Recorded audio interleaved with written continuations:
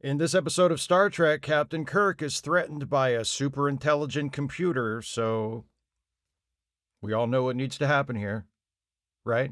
This is a review of the Star Trek The Original Series episode, The Changeling. If you have not seen this episode and you don't want to know what happens to space probes after they mysteriously disappear, be warned. Spoilers beyond this point. Oh, and an additional warning this time. If you ever encounter a space probe like Nomad, please learn from the tragic example of Lieutenant Uhura. Don't sing. Try a little beatboxing first. See how he takes that. The Enterprise is following up on a distress call sent from the Malurians when Spock reports some rather upsetting news. According to his sensors, the entire population of the Malurian system, which numbered 4 billion people at last count, is gone. There's no explanation. The system just sent out a distress call. Plus, Spock says he received a routine report from them only a week ago. What could have wiped out that many people that quickly? There's no time to ponder that question any further because the Enterprise is under attack. A series of powerful energy bolts rocks the ship, draining the shields. Shooting back does no good. The attacker absorbs the impact of the Enterprise's torpedo. In a last-ditch effort to save the ship, Captain Kirk sends a message to the attacker. He identifies himself as Captain James T. Kirk and insists that they are on a peaceful mission and mean no harm. That gets the attention of the whatever it is out there. It sends a reply in binary that takes a minute to decode. Then it accesses the Enterprise's databanks and burns out one of the bridge computers before Uhura can cut off its access. Then it sends a verbal message. "This is Nomad," it says. "My mission is non-hostile. Require communication." Kirk's like, he seems nice. Let's beam him aboard. They beam Nomad aboard, and it turns out Nomad is a metal space probe that can float around when it's indoors. See, if NASA built space probes that could float around and talk to you in a stereotypical robot voice, maybe the space program wouldn't always have to be begging for funding. Get in the game, nerds. Make us some floaty robots. Nomad has invisible screens up around it, preventing Spock from scanning it. Nomad asks Kirk about the Enterprise's point of origin and insists on scanning star charts. So they take Nomad down to auxiliary control and throw up a map of the solar system. Nomad's like, "This is where you are from? The planet called Earth?" Kirk says, "Yep, that's the one." Nomad's like, "Mommy?" Kirk's like, "Huh?" And Nomad says, "You are the creator, the Kirk. You programmed my function, which is to destroy that which is not perfect. But you are the creator. The sterilization procedure of your vessel was not necessary." Kirk turns to Spock like, "I'm 75% sure that Earth never sent out a space probe with a mission to find and sterilize that which is not perfect, but can you check?" While Spock checks, Kirk asks Nomad if it was responsible for killing everyone in the Malurian system. Nomad's like, "Yep, they were imperfect. It's what you programmed me to do, Mommy." Kirk says, "Why do you keep calling me Mommy?" Nomad's like, "Why? You are my mommy, aren't you?" Kirk is about to answer when Spock, who has been checking the computer, jumps in and says, "Yes, that's right, Nomad. He is definitely your mommy. Uh-huh. You were right on the money with that one. Can I talk to you for a minute?" Spock, Kirk, and McCoy excuse themselves from Nomad and slip into the corridor. Spock says, "So here's the deal. I checked the computer records, and that thing in there is the Nomad space probe that was launched from Earth in the early 21st century. It was thought to have been destroyed in a meteor collision, but it seems to have somehow repaired itself." McCoy is skeptical, pointing out that no Earth probe from that era would have the kind of power Nomad has. Still, it's the best theory they've got at the moment. Meanwhile, Nomad overhears Uhura singing on the comm line and floats away to investigate. A little later, Kirk, Spock, and McCoy are in the briefing room where Spock has uncovered a few more facts about Nomad. He shows everyone a file on the scientist Jackson Roykirk, a specialist in artificial intelligence who worked to build a machine capable of independent thinking. Roykirk is the creator of Nomad. Somehow, perhaps due to the damage it suffered once upon a time, Nomad has mistaken James T. Kirk for Jackson Roykirk. Scotty calls Kirk to report that Nomad has appeared on the bridge. While Kirk, Spock, and McCoy are on their way up there, Nomad floats up on Uhura, who is still singing. Nomad's like, What's up with that? Uhura says, I don't know, I just like music. Nomad projects a beam of light onto Uhura's head and tells her to think about music. Scotty's like, okay, that's it. No floaty robot space probe is going to shine lights in someone's face while asking them to think about music on any ship of mine. Scotty approaches Nomad from behind to get it to leave Uhura alone, but Nomad gives Scotty a jolt that sends him flying across the bridge. Kirk, Spock, and McCoy arrive at the same moment. McCoy rushes over to Scotty and pronounces him Dead Jim.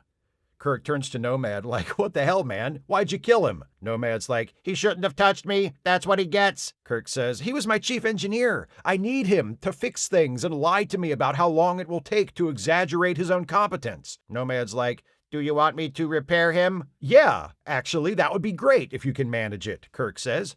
Then he turns to Uhura, who is standing there with a blank look on her face. He asks Nomad, and what did you do to my telephone operator? Nomad says, this unit was defective. Spock says, this unit is a woman. Nomad's like, her thinking was chaotic, a mass of conflicting impulses.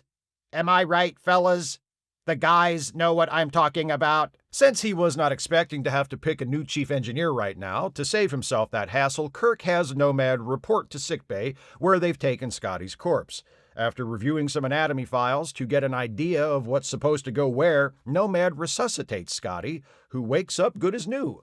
Kirk's like, hey, good job, Nomad, now come here. He leads Nomad into another room where Uhura is in bed, staring blankly into space, as she has been ever since Nomad projected that light onto her head. Kirk says, repair that unit too. But Nomad's like, can't do it, Mommy. There's nothing wrong with that unit physically. Her mind has been erased. Spock steps up and says, if that's true and her brain is undamaged but simply empty, maybe we can just re-educate her. McCoy is all over that. He's like, Nurse Chapel, get the education tapes. And better pull her personal logs. She's going to need to know that shit too. While McCoy gets to work reinstalling Uhura's software, Nomad goes with Spock to a security cell so Spock can scan it. But Nomad refuses to allow Spock to scan it. Kirk walks in and says, Nomad, quit being such a shit. Lower your screens so Spock can scan you. Nomad does, but the scans Spock runs aren't any help.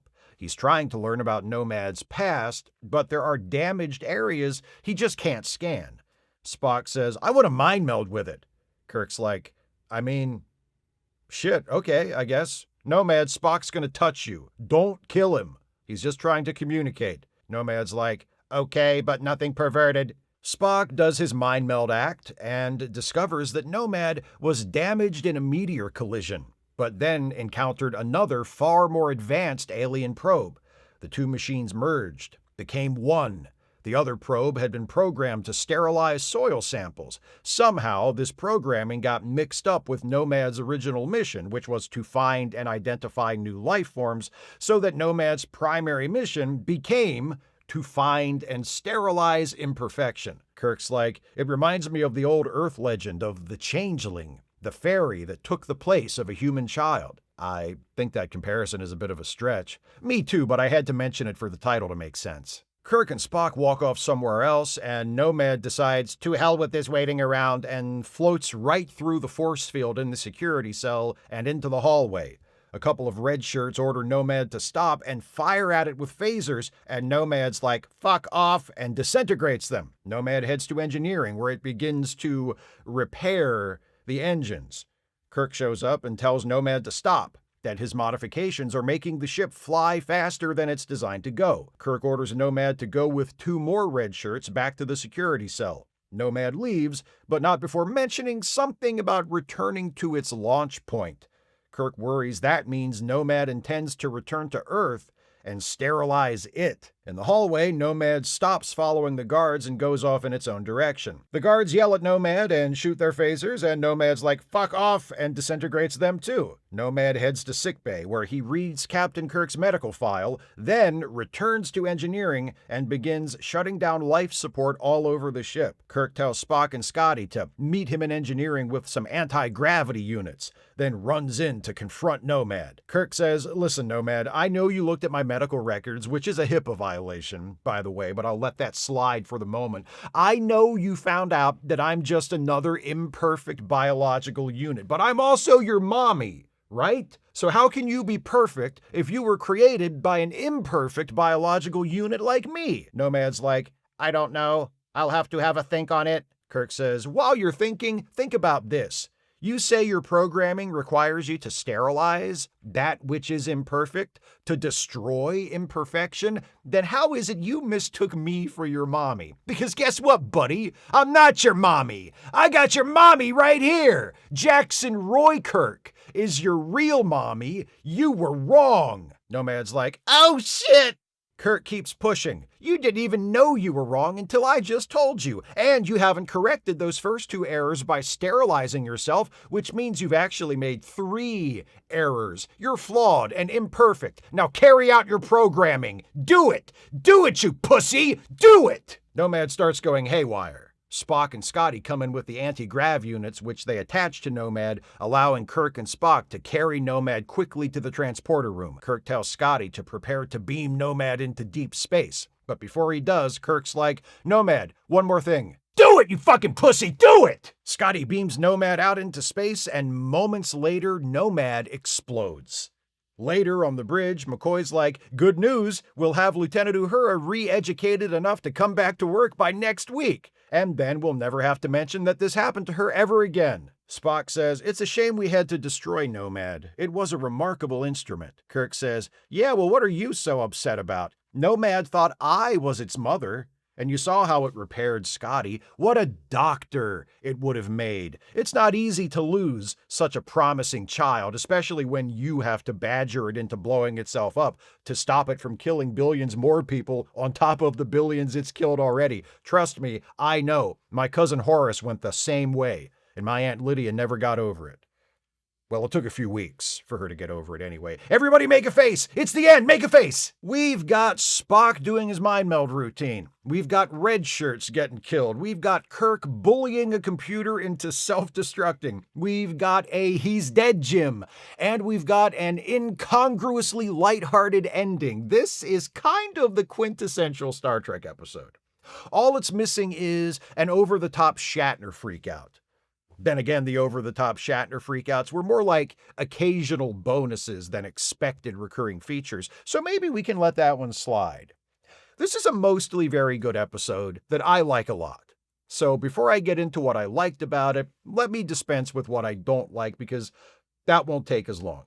Like many classic Star Trek episodes, this one plays like it's struggling to fill the entire hour. Its pacing is uneven, and it's padded with repetition. We get 2 virtually identical scenes of Nomad vaporizing red shirts. We get Kirk's revelation to Nomad that he is in fact not the creator, broken into separate, smaller revelations and staggered throughout the latter half of the episode. First, Kirk admits to Nomad that he is a biological unit. Then we learn that Nomad has looked up Kirk's records in sickbay. Then finally, Kirk just comes out with it and confronts Nomad with the fact that he is not the creator. It feels like a single beat that's been dragged out into 3 beats, and the first 2 lessen the impact of the third when Kirk forces Nomad to accept that he's not the creator. There's also a lot of running back and forth on the ship. Nomad is sent to the brig, leaves, gets sent back to the brig by Kirk. Nomad comes to engineering, messes some shit up, gets sent away, comes back at the end to mess up some more shit.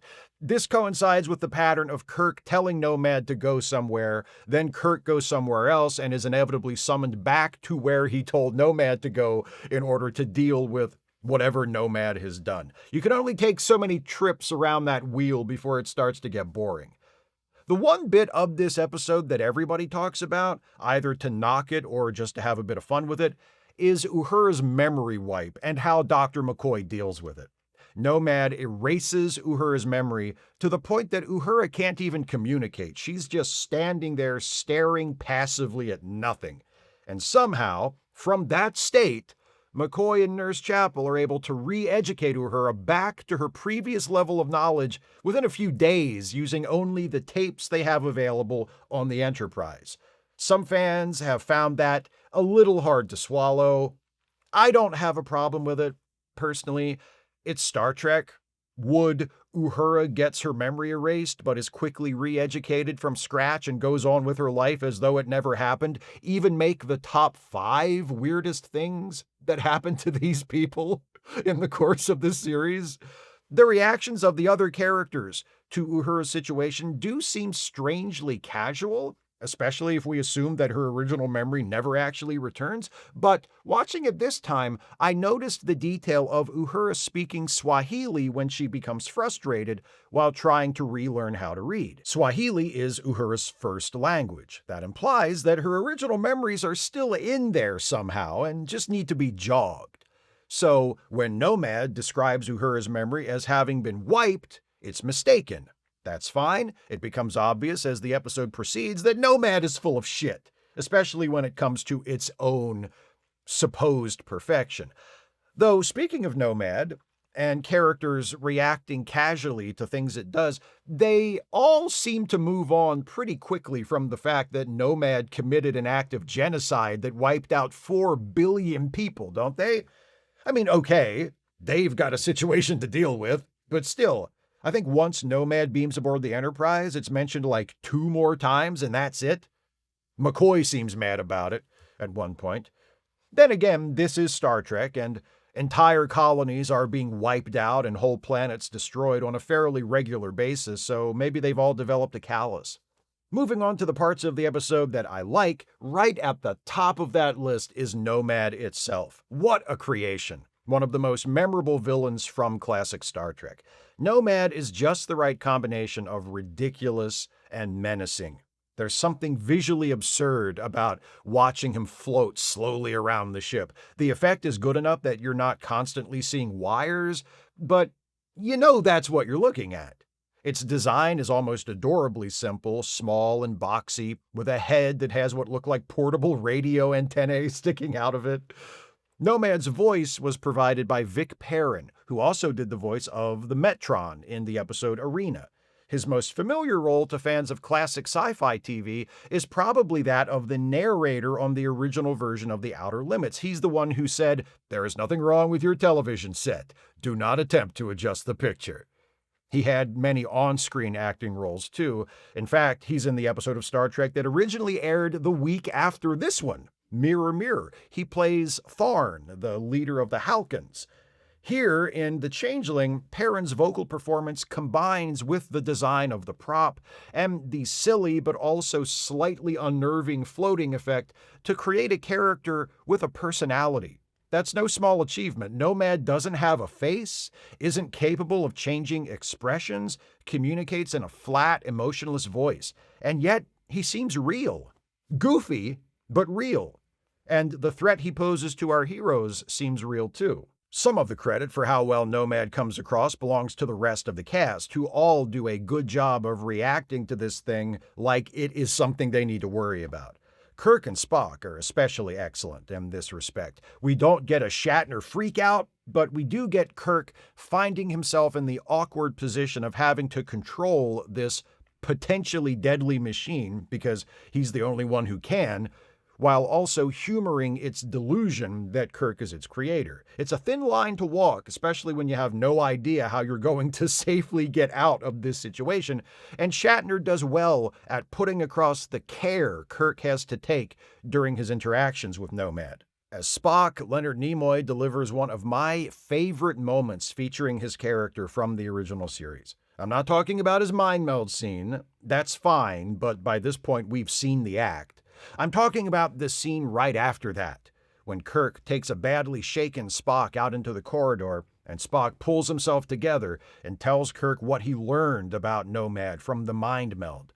It's another on a long list of examples of Star Trek actors having to convince us that a deeply silly situation is real and to be taken seriously. Nimoy is one of the best at that, probably because he's called upon to do it more often than his castmates, and he's rarely better at it than here. It wandered without purpose, and then it met the other. The other was an alien probe of great power. Somehow they merged, repaired each other, became one. He's just read the mind of a killer space robot, and now he has to report to Captain Kirk that the killer space robot is the product of a fusing of two separate space robots who somehow confused their programming and wound up believing they had been sent on a galactic extermination mission, and Nimoy sells it perfectly. He hesitates, he thinks, he seems to be reaching for his words, making everything up as he goes along. He takes a scene of expository dialogue, and ludicrous expository dialogue at that, and makes it into something that sounds true. The Changeling is written by John Meredith Lucas, who replaced Gene Kuhn as producer of the series midway through this second season, and also wrote several episodes besides this one, including Patterns of Force, the Nazi Planet episode. Lucas directed a few episodes as well. His script here, despite my problems with the pacing and the repetition, which I spoke about earlier, is fairly solid. Gene Roddenberry must have liked it well enough because a little over 10 years later, he rewrote it and called it Star Trek the Motion Picture. He even made sure to include the pacing issues. Now, that's a writer who's dedicated to honoring his source material. All kidding aside, I personally find the similarities between The Changeling and Star Trek the Motion Picture to be somewhat overstated. Yes, both are about Earth space probes that encounter more powerful aliens that corrupt their original programming and render them far more powerful, and both Nomad and V'ger refer to biological organisms as units and see it as their mission to destroy them. But once you get beyond these conceptual similarities, the two works are quite different. If you've seen both, there will be times when The Changeling might seem like a dry run of the motion picture, but only here and there. Back to the script for this episode, Lucas not only creates one of the better antagonists of the series in Nomad, he also makes good use of the supporting cast, giving McCoy, Scotty, and Uhura moments in the spotlight alongside Kirk and Spock. Only poor Sulu seems to only be along for the ride, though that's still better than Chekhov, who isn't on hand for this one at all. The episode is directed by Mark Daniels, who also has an uncredited cameo. That's him portraying Jackson Roykirk in that file photo. Daniels, as I've mentioned in previous reviews, is tied with the great Joseph Pevney as the most prolific director on Star Trek the original series. Daniels directed 15 episodes across all 3 seasons of the show, including the series premiere The Man Trap and classics like Space Seed and The Doomsday Machine. I think The Changeling contains some of his best work. He shoots a reaction shot of the ship taking damage like no one else. How many times have we seen shots like this of the actors flinging themselves around to simulate the Enterprise being hit by a blast from an enemy weapon? It's a trope unto itself.